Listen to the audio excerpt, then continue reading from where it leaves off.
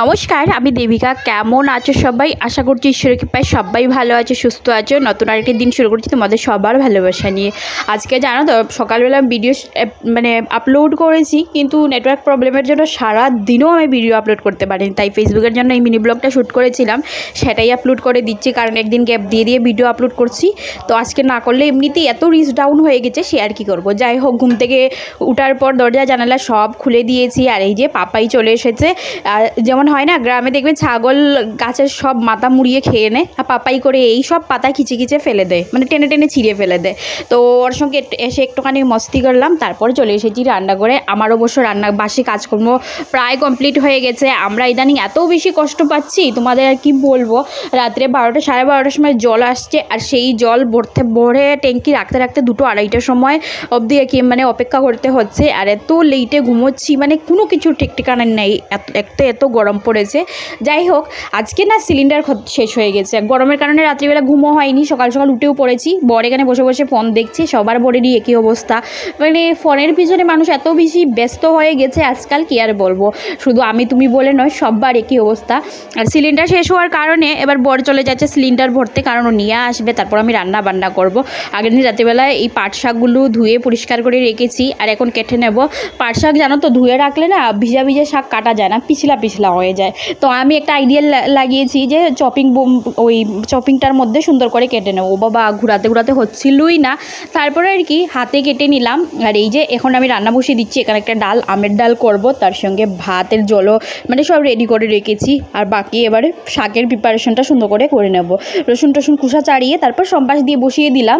মা না এত ঝিরিঝিরি করে শাক কাটে, আমার খেতে খিজে ভালো লাগে, তবে আমার দ্বারা হয় না, আমি চাক্কু দিয়ে তো পাতলা করে কাটতে পারি না। যাই হোক, এখানে ভাত বেড়ে রেখে দিয়েছি, কারণ গরম গরম ভাত না খাওয়া যায় না, তাই ঠান্ডা হওয়ার জন্য বরের টিফিনে দেবো, আর ও খেয়ে যাবে। এইদিকে ডাল শাক সবই রান্নাবান্না কমপ্লিট হয়ে গেছে।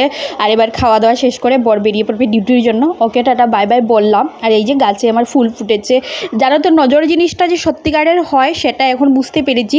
গত বছর অবধি আমার গাছগুলোতে এত ফুল ফুটছিল, সবাই বলছিল কী যে সুন্দর লাগছে, কী যে সুন্দর লাগছে। আর এই বছর বেশি ফুল ফুটছে না। যাই হোক, হোমওয়ার্ক পাপাইকে এত বেশি দেওয়া হয়েছে, মানে প্রত্যেক বেবিকে এরকম দেওয়া হয়, আর পাপাই তো এত ছোটো, সব কিছু ঠিকঠাক করে করতে পারবে না, তাই আমি সব সেট করে নিচ্ছিলাম, তারপর ওকে হাতে দড়িয়ে দড়িয়ে লিখিয়ে দেবো। তো এইখানে আমার বেশ খানিকটা সময় লাগছিল, তার উপর দিয়ে কারেন্ট ছিল না। আগের দিন মার্কেট থেকে নিয়ে এসেছিলাম ভুট্টা, আমি খেতে খুবই ভালোবাসি। তো সেই ভুট্টাটা এখানে আমি সেঁকে নিচ্ছিলাম, কারণ ওটা খোসা ছাড়িয়ে পাপাই আমার হাতে তুলে দিয়েছে, খাবে না কি। তো ঝটপট করে একটু করে খোসা মানে গরম করে দিলাম, কারণ ও পুরোটা খেতে পারবে না। তো এইখানে দেখো যে জল এসেছিলো, অল্প অল্প জল পড়ছিল, তো আমি ঝটপট করে যত একটু বাসন ছিল সেগুলো ধুয়ে নিচ্ছিলাম। কি আর করবো বলো, ইদানিং আমি যা কষ্ট করে করে কাজ করছি, মানে বলে বুঝাতে পারবো না। আমি না, আশেপাশে সবার একই অবস্থা। তো এই গরম পড়ার কারণে একটু অতিরিক্ত গরমে দেখবে স্নান টান ভালো করে করতে না পারলে কী অসুবিধে হয়। আর যেহেতু অভ্যেস হয়ে গেছে টুটি খুলে খুলে কাজ করার, তাই ওই বালতিতে ভর্তি করে জল দিয়ে কাজ করতে একটুখানি না অসুবিধেই হয়। তবে যাই হোক, যেমন অবস্থায় পরিস্থিতি তেমন মানে অ্যাডজাস্ট করে তো চলতেই হবে। তো আমি বাসন টাসন ধুয়ে সিঙ্কটাকে ভালো করে মেজে পরিষ্কার করে নিচ্ছি। আসলে এগুলো পরিষ্কার না করলে মনে হবে যে আমি কাজকর্মই করিনি।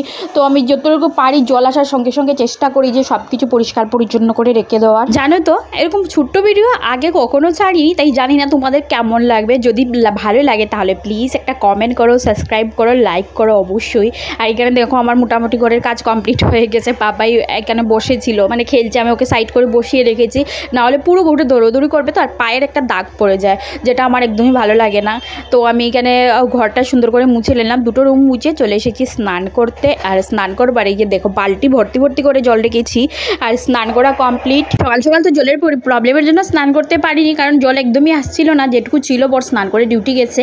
আর সকালবেলা অবশ্য যে পুজো দেবে সেই জলও ছিল না, যে কারণে আমি এখন স্নান করে পুজো দিলাম। আর বেলা করে পুজো দিতে না একদমই ভালো লাগে না, সকাল সকাল পুজো দিয়ে দিলে একটা আলাদা শান্তি আসে। যাই হোক, খাবার দাবার খেয়ে নিয়েছি, পাপাইকে দিয়েছি ঘুম পাড়িয়ে, আর আমি এখন এখানে একটুখানি দাঁড়িয়েছিলাম, তারপর একটু রেস্ট করেছি। তারপর না পাপাইয়ের জন্য দুধটা জালে বসিয়ে দিচ্ছি, কারণ জানো তো মাঝে মধ্যে আমার এই ভুলের জন্য অনেক দুধ নষ্ট হয়ে যায়, আর দুধের তো এত দাম।